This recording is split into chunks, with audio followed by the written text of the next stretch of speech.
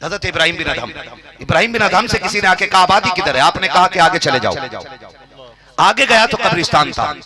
उसने आके डंडा मारा सर में और कहने लगा पागल समझता है, मुझे कब्रिस्तान भेज दिया और तू मुझसे कह रहा है आबादी है उधर।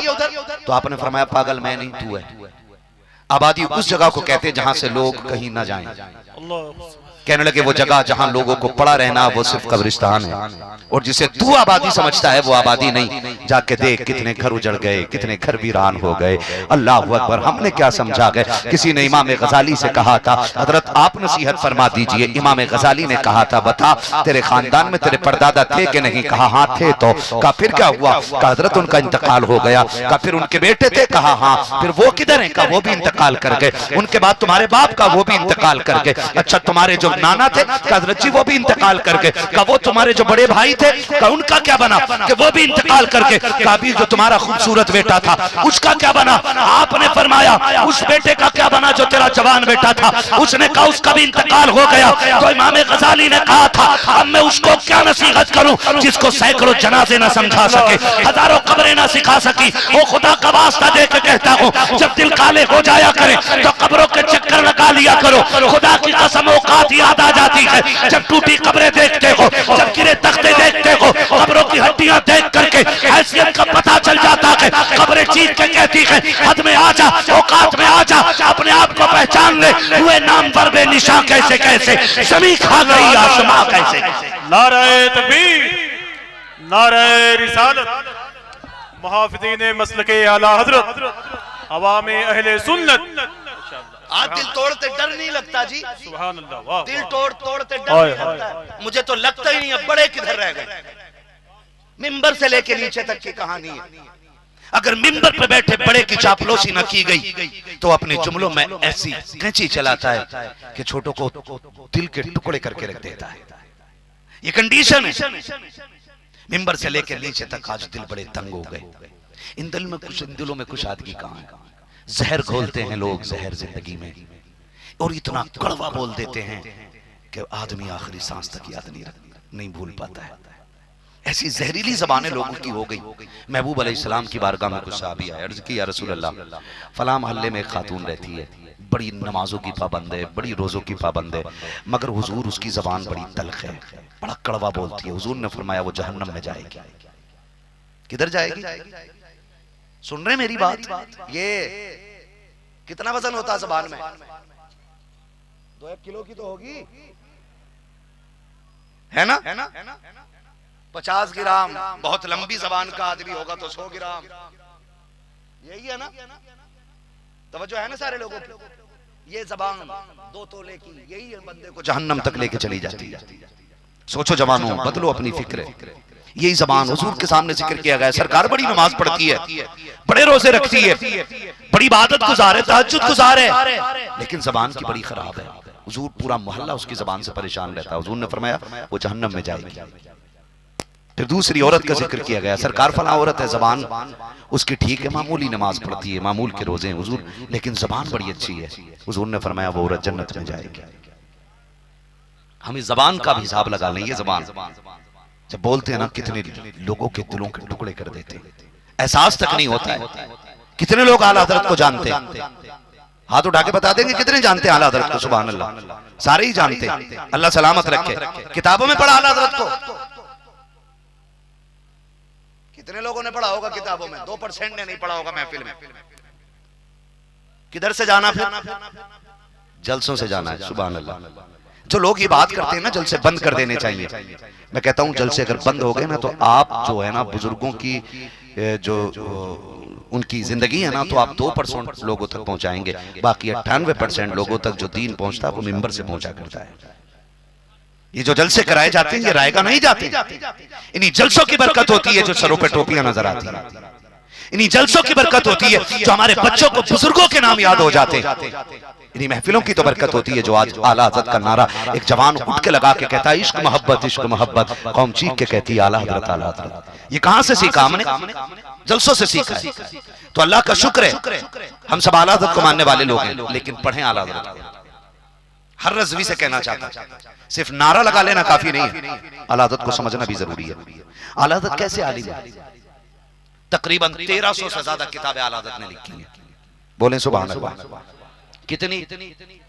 आप 3 किताबें लिखे ना, यूं कलर करके बैठता, मुसन्निफे कुतुबे कसीरा, सही, वाह, है सूपा मार के लंबा चौड़ा, मुसन्निफे कुतुबे कसीरा, जबकि चुराई होती है उसने बहुत सारी किताबें दूसरों की कसीरा, अल्लाह, इधर उधर से चुरा के किताब लिख रहा। और आला हज़रत 1300 से ज्यादा किताब लिखने वाली जात, और सुन्नतों का ऐसा आमिल जो सोता भी था तो मोहम्मद बन के सोया करता था, अल्लाह, जो बोलता था तो उस अदा को नजर में रखता था जो अदा मेरे मुस्तफा को प्यारी लगती है, जिसके चलने का हुनर यह था कि वो इस अंदाज में चलता था कि हुजूर जिसको पसंद करते हो मुझे चलने में भी वो अंदाज चाहिए, जिसके कलम के चलने में भी ये लिहाज रखा जाता था कि मुस्तफा की सुन्नत के खिलाफ कोई तहरीर ना हो जाए।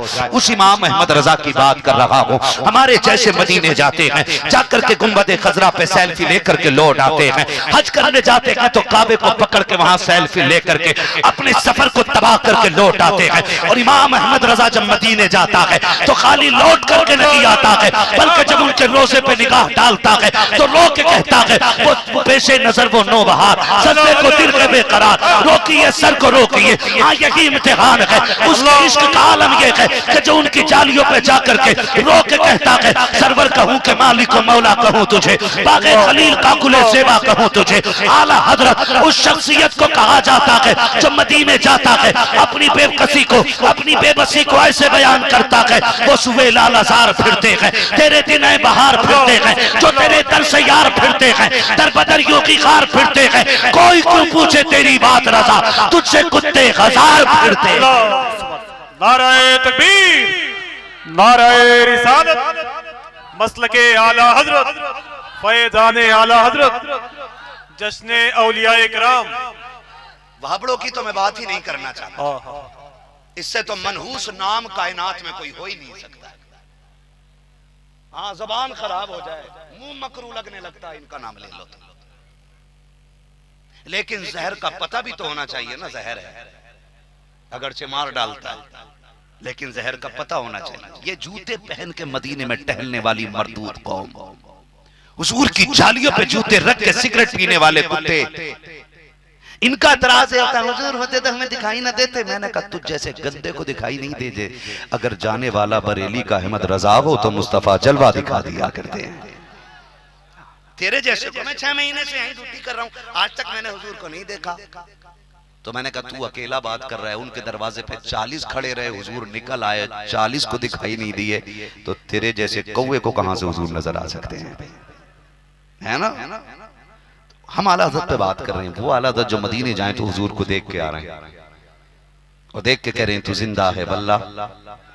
जिनका ये अकीदा वही बोले तू जिंदा है वल्ला, तू जिंदा है वल्ला। मेरे चश्मे आलम से चुप जाने वाले अखलाक बेहतर करे। मैं उस इमाम की बात कर रहा हूँ, इतना बड़ा इमाम और इतना बड़ा अल्लामा अगर हदीस पे कलम उठा दे तो अपने वक्त का इमाम बुखारी का शागिर्द नजर आए, अगर फिक़ा पे कलम चलाए ना तो फिर इमाम आजम का शागिर्द अरशद नजर आए।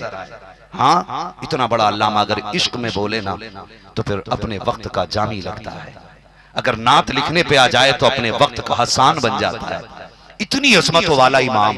लेकिन सुने, आप बैठे हुए, आपके घर में एक खादिम था, एक बच्चा, वो सरकार आला हज़रत का खाना लेकर के आता था। है तवज्जो भाई, अल्लाह करे ये दिल सबके हो जाए, बस बहुत गौर से सुनिएगा, अल्लाह करे दिल बदल जाए। अगर दिल बदल गए तो फिर दुनिया बदलने में देर नहीं लगेगी, अगर दिल नहीं बदले तो फिर कुछ भी कर लो, कपड़े बदलने से कोई रुतबे बुलंद नहीं होते।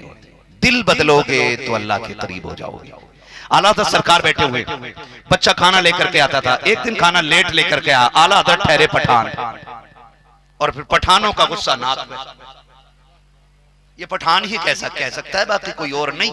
किलके रजा है खंजरे खुखार बरकबार, आधा से कह दो खैर मनाए नशर करे। ये तेवर एक पठान ही का हो सकता है और किसी का नहीं हो सकता है भाई। हाँ, आला हज़रत को आया गुस्सा, खाना लेट लेकर आला हज़रत ने मार दिया थप्पड़। अब थप्पड़ तो मार दिया, ख्याल आया गलती बच्चे की क्या थी यार, घर से देर मिला होगा ना खाना, इसलिए लेट लेकर के आए। रमजान शरीफ का महीना, जब रमजान शरीफ का महीना तरावी के बाद का वक्त था, आप खाने के लिए बैठे, बच्चा लेट खाना लेकर के आपने थप्पड़ मार दिया।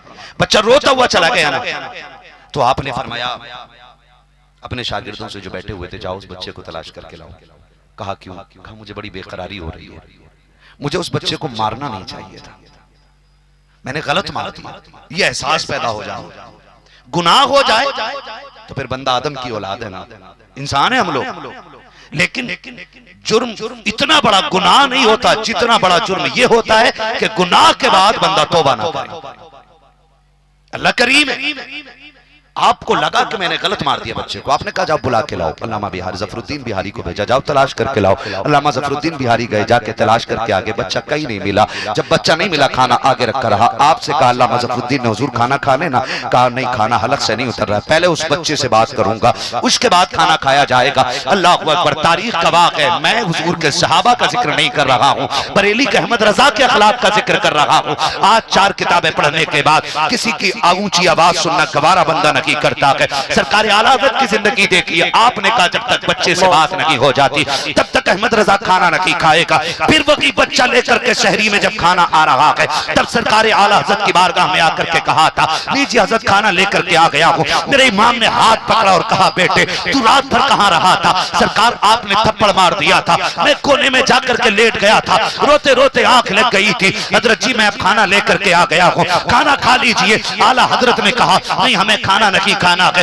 बच्चे ने कहा हजरत शाम की वजह से नाराज है। कहा नहीं बेटे, नाराज मैं तेरी वजह से नहीं हूं, बल्कि मुझे बता कहीं तू मेरी वजह से तो नाराज नहीं है। मैंने तेरे थप्पड़ मार दिया था, खादिम तक तड़प गया, कहने लगा हुजूर गुलामों से ये बातें नहीं की जाती है। आका आप बड़े के मार दिया थप्पड़, कोई बात नहीं। कहा नहीं बेटे तेरी गलती कोई नहीं थी, मुझे थप्पड़ नहीं मारना था। अहमद रजा के हलक से खाना नहीं उतरेगा। बेटे काम कर, अहमद रजा को माफ कर दे। जैसे इतनी बात बरेली के इमाम ने कही है, खादिम तड़प के कहता है हुजूर आप इतने बड़े हजरत हैं, मुझसे माफी मांग रहे हैं। मेरे इमाम ने कहा बेटे जब तक माफ नहीं करोगे खाना नहीं खाऊंगा। बच्चे ने इतना सुना, कहता हजरत शर्मिंदा ना कीजिएगा, आप क्यों माफी मांगेंगे? तब मेरे इमाम ने कहा था मुझे डर लग रहा है कहीं कयामत में खुदा ने खड़ा करके ये पूछ लिया, अहमद रजा बता क्या तूने इस बंदे के मेरे थप्पड़ मारा था, आखिर इसका कसूर क्या था? अहमद रजा अपने रब को क्या जवाब दे पाएगा, इसलिए बेटे माफी दे दे। बच्चे ने कहा अच्छा ठीक है हजरत, मैंने आपको माफ कर दिया है। आला हज़रत फिर गर्दन झुकाए बैठे हैं। कहा तो खाना खा लीजिए। कहा नहीं बेटे अभी माफी मुकम्मल नहीं हुई है। कहा फिर मेरे इमाम ने घुटने जमीन पे रखे हैं और बच्चे के आगे घुटनों के बल बैठ के कहा था बेटे आ, जैसे मैंने तेरे थप्पड़ मारा है वैसे तू मेरे थप्पड़ मार ले। उसकी चीख निकल जाती है। सरकार इतने उलमा का उस्ताद हो, अपने वक्त का आला हजरत हो, बड़े बड़े फुकहा जिसके कदमों में आके बैठा करते हो, वो आज थप्पड़ की बात कर रहा है। हुजूर हिम्मत नहीं हो रही है इतने बड़े आलिम के मुंह पे मैं थप्पड़ मारूं, मेरी हैसियत क्या है? सरकार आला हजरत ने रो के कहा था बेटे दुनिया की शर्मिंदगी आखिरत की शर्मिंदगी के मुकाबले में कुछ भी नहीं है। आज बेटे अहमद रजा को मार ले ताकि कयामत में अहमद रजा को मुस्तफा के सामने शर्मिंदा ना होना पड़े। बच्चा तड़प जाता है, रो के कहता हुजूर मेरी जरूरत नहीं है। मेरे इमाम ने हाथ पकड़ा, अपने मुंह पे उतनी ही जोर से बच्चे के मुंह हाथ से थप्पड़ लगवाया जितनी जोर से आपने मारा था और दुनिया को बता दिया लोगों अहमद रजा सिर्फ चादरें चढ़वाने नहीं आया बल्कि मुस्तफा की शरीयत को घर घर में पहुंचाने के लिए। नाराए तकबीर।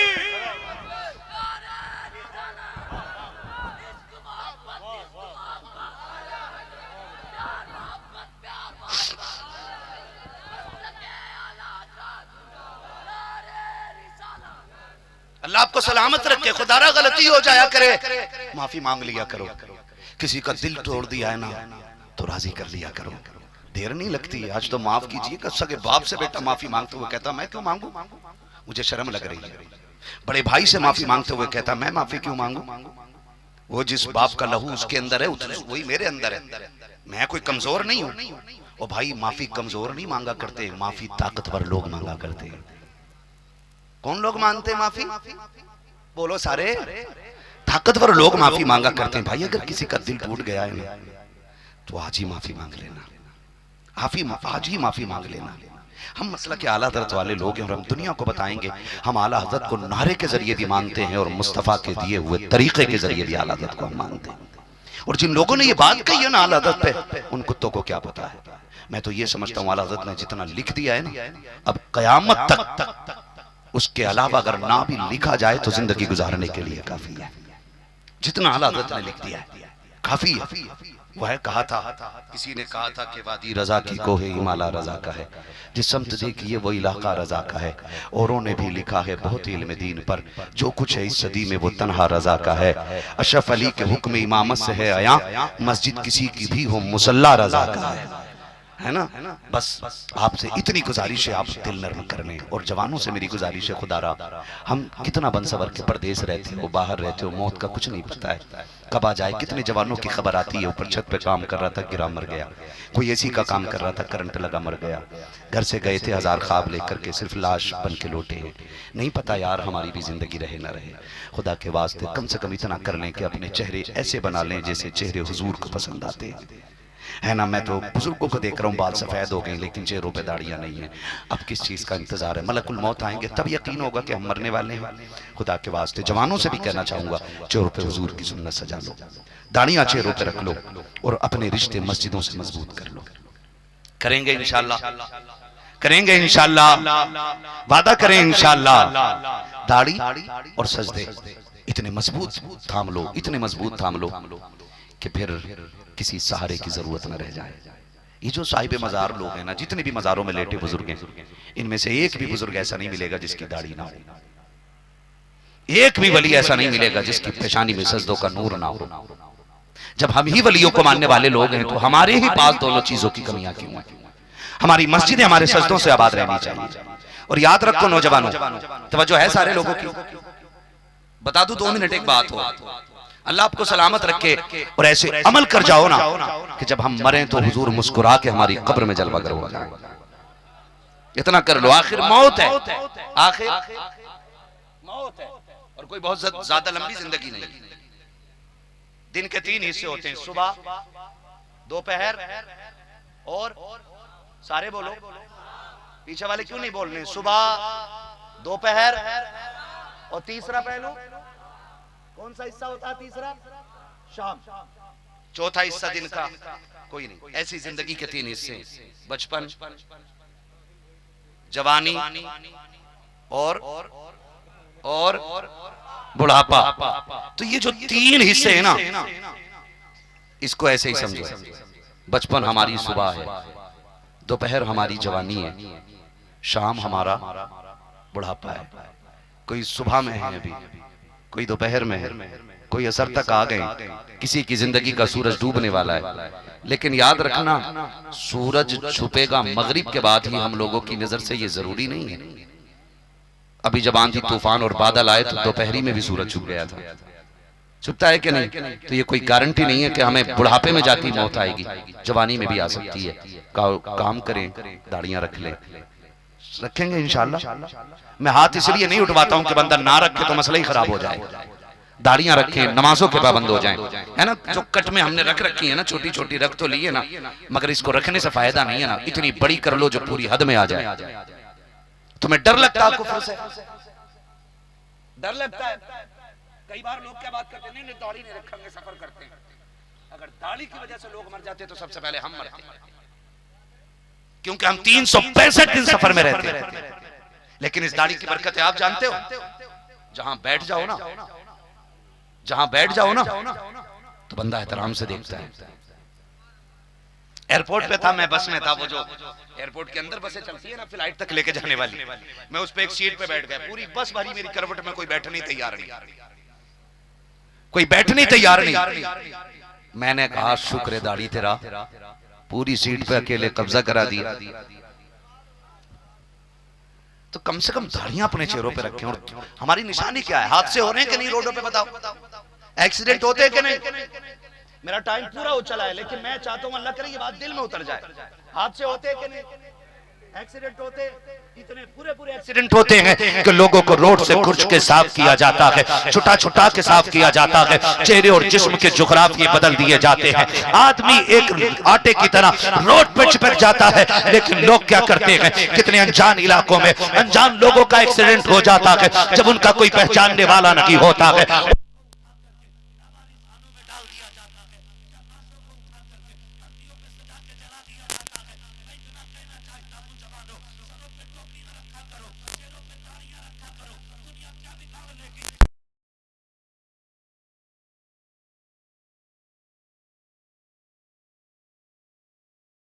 चाह ले तो 7 ताले भी नहीं बचा सकते हैं, तो बगाने करने की जरूरत नहीं है। चेहरों पे दाढ़ियां रखो, सरों पे टोपियां रखो, अगर हाथ से हो भी जाए, निशानियां मिट जाए और लोग पता करें कि कौन मर गया है, कोई आईडी तुम्हारी जेब में ना हो, कोई निशानी ना हो, तुम्हारे सर की टोपी बता दे, लावारिस ना समझना।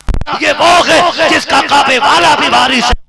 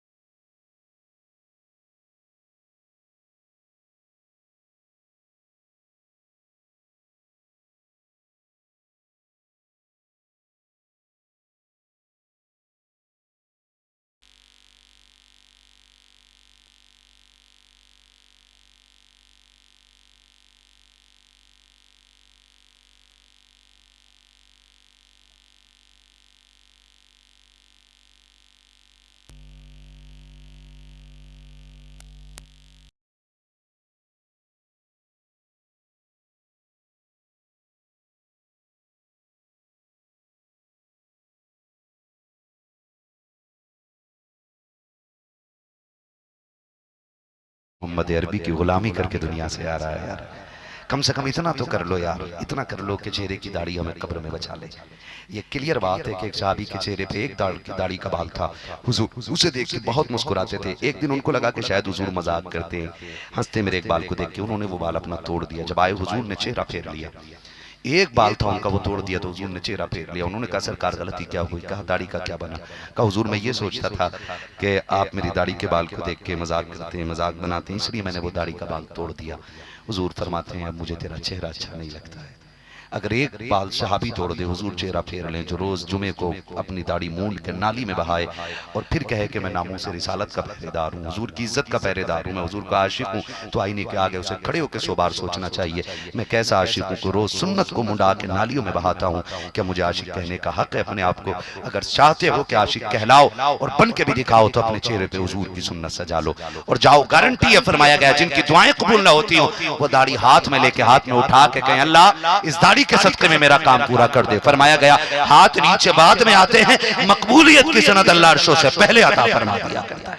इतनी बड़ी चीज है ये दाढ़ी, आज हम नहीं रख रहे, रखेंगे ना इंशाअल्लाह। रख लीजिएगा, रख लीजिएगा, इससे पहले कि मौत आ जाए रख लीजिए दाढ़ी। कम से कम एक अलामत तो हुजूर की। इसी की तरफ मेरे इमाम ने कहा था लहद में इश्क रुखे शह का दाग लेके चले, अंधेरी रात सुनी थी चराग लेके चले, तेरे गुलामों का नक्शे कदम है राहे खुदा, वो क्या भटक सके जो ये सुराग लेके चले।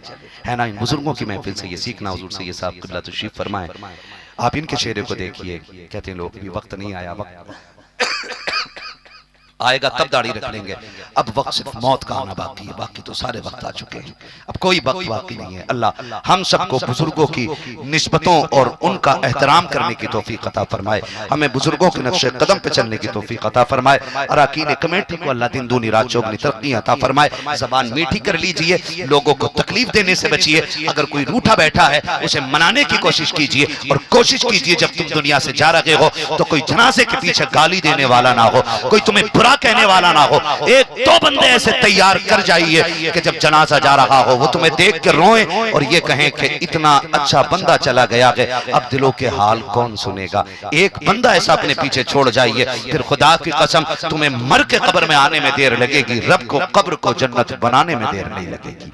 बस जो हुए गलत उनको माफ फरमाए रब्बे कायनात। जिंदगी ने दिया साथ, फिर होगी मुलाकात, चमन रहा फूल खिलेंगे, जिंदगी रही फिर मिलेंगे। मुसाफिर हैं हम भी, मुसाफिर हो तुम।